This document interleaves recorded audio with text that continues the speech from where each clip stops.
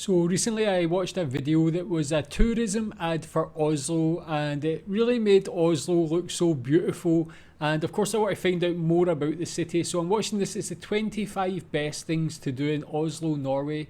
Yeah, if you're from Oslo, tell me what you think about these things. If there's any other interesting things to do in Oslo that's not on this list, please tell me in the comments. And if you're from another part of Norway, tell me what do you like to do when you visit Oslo. Let's watch this one.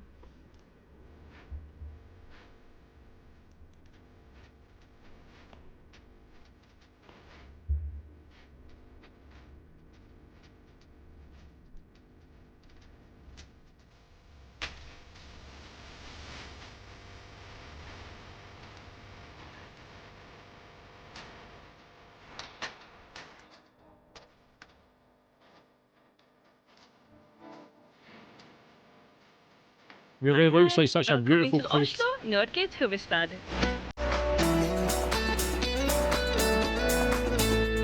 As they say in Norway, hi. My name is Michelle. I'm the Intrepid Guide, your guide to languages and travel. This is my second time here in Oslo, but this time around I'm here for a language holiday. If you want to find out all about that, then I'm going to link to that in the description below.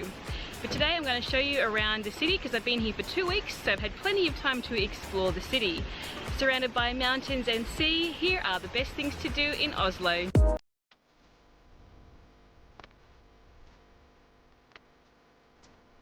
One of the most charming and picturesque places to visit in Oslo are these two little streets called Damstredet and Tadhusparken, where you'll find wooden houses that date back to the 17 and 1800s.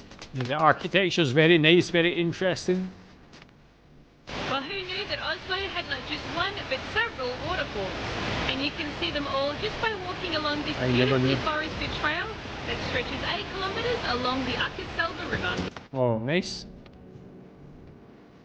Located just a couple of minutes walk from Telthusbakken is the Vår Frelsers Gravlund, which is a bit of a tongue twister, but it basically translates to Our Saviour's Cemetery. And here you'll find none other than the tombstone of Edvard Munch. That's right, the famous Norwegian painter who painted The Scream. The cemetery was originally established in 1808 as a result of the famine and the cholera epidemic of the Napoleonic Wars, but since then it has become Norway's main honorary burial ground. You'll also find the graves of other famous Norwegians, including the playwright Henrik Ibsen. Tell me if you've ever been there before. Interesting tourist place. Rising out of the waters of Oslo Fjord like a glacier this building is I the love. Oslo Opera House, or as they say in Norwegian, Operahuset, which is home to the Norwegian National Opera and Ballet. This iconic building was built with the idea that if you can climb mountains, why can't you climb buildings? So that's what they did, and the large white roof that you see behind me angles down to street level, creating a large and inviting pathway for visitors to take all the way to the top, where they get panoramic views over the city of Oslo. The exterior is covered in white Italian marble from Carrara, but don't forget to head inside to see the warm oak interior, where you can also get a guided tour. Yeah, I really love the architecture of that building. Floating in the water so near stunning. the Opera House is this stainless steel and glass sculpture that was designed and created by the Italian artist Monica Bonvicini, and it's called She Lies. The artwork floats on a concrete platform tethered to the harbour floor, allowing it to turn and change based on the tides of the currents. Its subtle movements are a reminder of nature's constant change.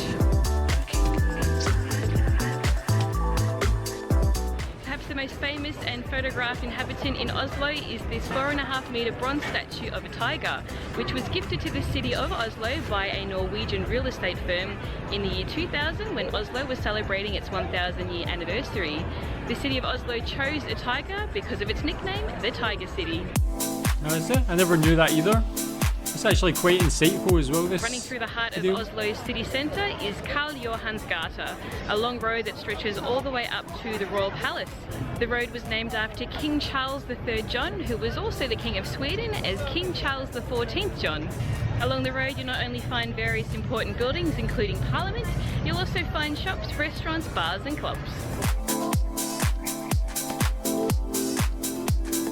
Located on a hill at the top of Karl Johans gate is the Royal Palace, which was completed in 1847. Every day you can see the changing of the guard at 1:30, or there is a service in the Palace Chapel at 11 a.m. on Sundays. The palace boasts a cool uniform they have 173 as well, rooms, actually. but you can only visit inside the palace during summer when they run guided tours. And they book out quickly, so make sure you book well in advance. Currently standing in Rådhuset, which is Oslo's City Hall. This building was inaugurated in 1950 and it has been decorated by various great Norwegian artists, Whoa. including Edvard Munch. Inside the interior you'll see motifs of Norwegian history, culture and working life. And in fact this room here is called the Munch Room because there is a painting by Edvard Munch called Life. Do you know that on the anniversary of Alfred Nobel's death on the 10th of December, Oslo City Hall hosts the Nobel Peace Prize ceremony? It is here that a laureate gives their lecture and is awarded their medal and diploma.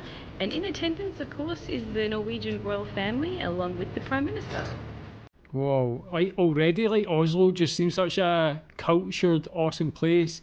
I really like the architecture, the modern architecture and the older architecture as well.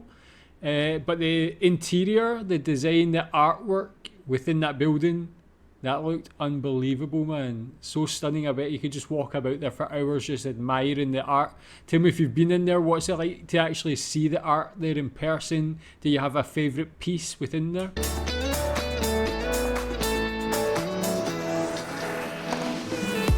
One of the best things to do in Oslo and the most popular tourist attraction in all of Norway is coming to Frogner Park. This is the world's largest sculpture park made by a single artist, and that artist is Gustav Vigeland. He is Norway's most famous sculptor and woodcarver. The To give you an design idea of the in sheer this place size is of this so park, it covers cool. 320,000 metres squared or 30 acres. Gustav was fascinated by the human condition, so a lot of the sculptures here are based on life, love, death and relationship.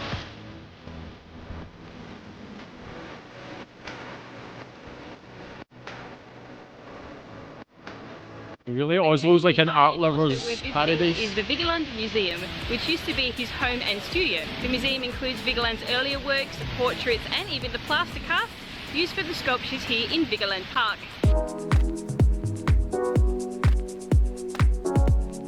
One of the important buildings to visit along Karl Johans gate is the Oslo Cathedral, which is used by the Norwegian royal family and the Norwegian government for funerals and weddings. When you head inside, keep an eye out for the stained glass windows that were created by Emanuel Vigeland, who was the little brother of Gustav Vigeland, the same sculpture artist that created all the sculptures in Frogner Park. Talented family. Located halfway down Karl Johans gate is the Parliament Building, or as it's called in Norwegian, Stortinget, which literally translates to the Great Thing or the Great Council. Due to the small size of the building, it cannot hold the current staff of the legislator, so Parliament sometimes meets in buildings in the surrounding area. During summer, free tours run 3 times daily from Monday to Friday. 2 of those are in Norwegian and 1 at 10 a.m. is in English.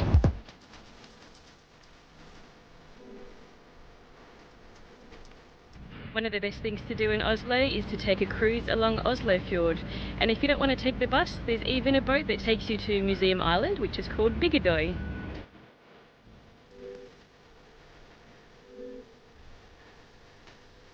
One of the best things to do in Oslo is something you won't find in any guidebook. That's right, this is an Intrepid Guide exclusive and something I found out from a local. So just behind me is a little island called Lillehammer, which is just off the coast of the mainland, and it is the shortest boat ride to get out there. And once you get there, there's a restaurant and a little beach, and you can just spend the afternoon there. Absolutely beautiful. Yes.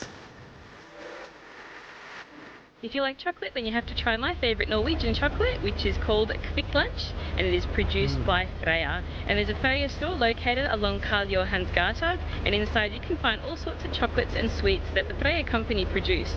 In 1889 the company was established, and by the turn of the century it has been Norway's leading producer of chocolate.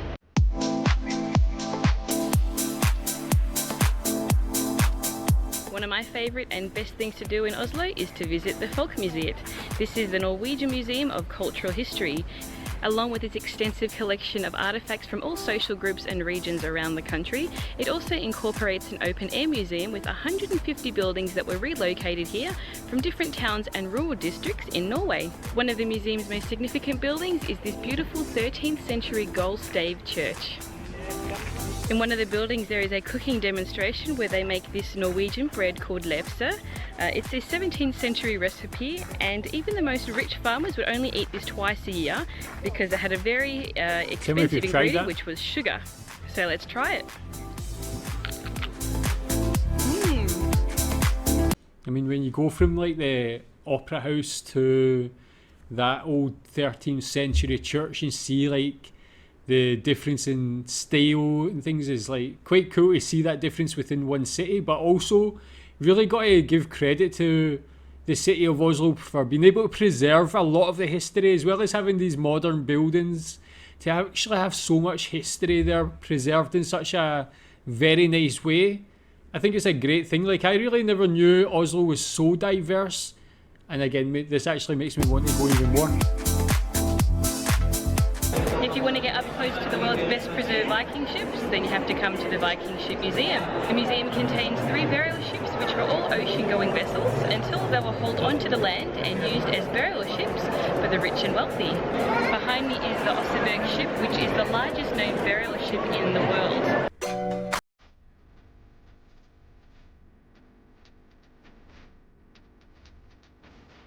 In 2018, the Fram Museum, where I'm standing now, was voted the best museum in Norway, and it's not hard to see why. The museum documents Norwegian polar exploration with 3 expeditions in particular. The museum is situated around an original polar exploration ship called the Fram, hence the name of the museum, and you can even go inside. Not to be missed is a trip to the Kintiki Museum, where you will find the original balsa wood vessel that was sailed in 1947 by the Norwegian explorer Thor Heyerdahl from Peru to Polynesia. The purpose of the expedition was to prove that the early civilizations of South America could travel by sea as far as Polynesia. They spent 101 days at sea and travelled 8,000 kilometres.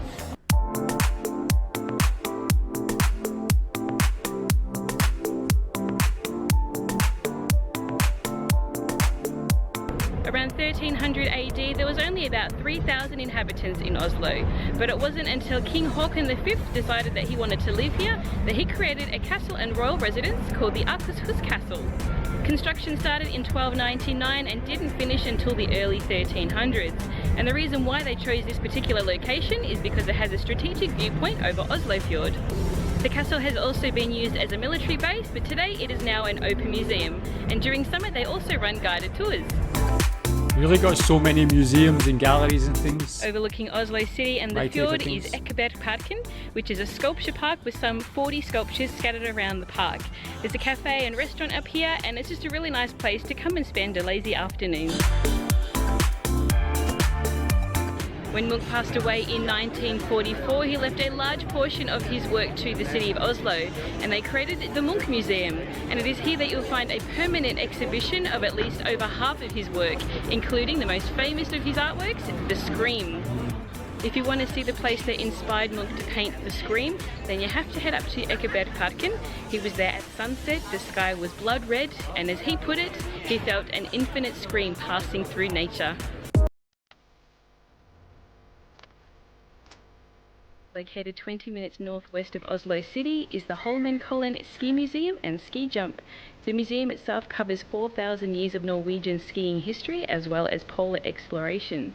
After you're done with the museum, make sure you head up to the viewing platform where you'll get panoramic views of Oslofjord. The museum also pretty much proves the point that Norwegian children learn how to ski before they learn how to walk. With this display right here, this certain child was only 9 months old when they were skiing. Whoa. Is that normal?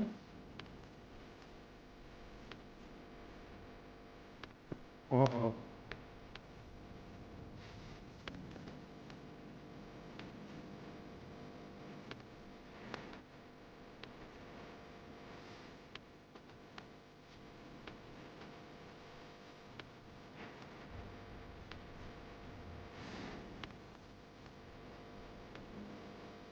Such an interesting building as well, the colour of it, the shape of it. One of the best things to do in Oslo on a lazy summer's afternoon is to come to the Botanical Gardens. There are a total of 6 unique gardens here, but my favourite is the Viking Garden. Here you can learn about the Viking life. It includes rocks, plants and different animals that were used during the Viking Age, and it's all contained within a 33-metre long Viking ship. Well, that's it from me. I hope you've enjoyed this video about the best things to do in Oslo, because I've certainly enjoyed taking you around.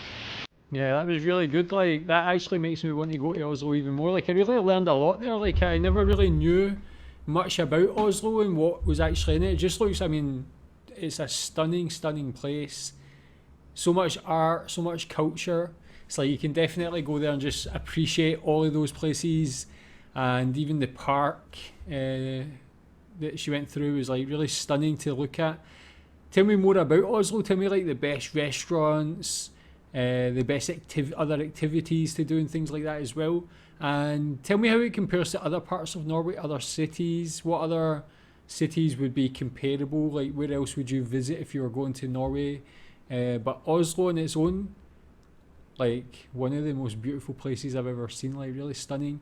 Tell me what you think about it. Thanks.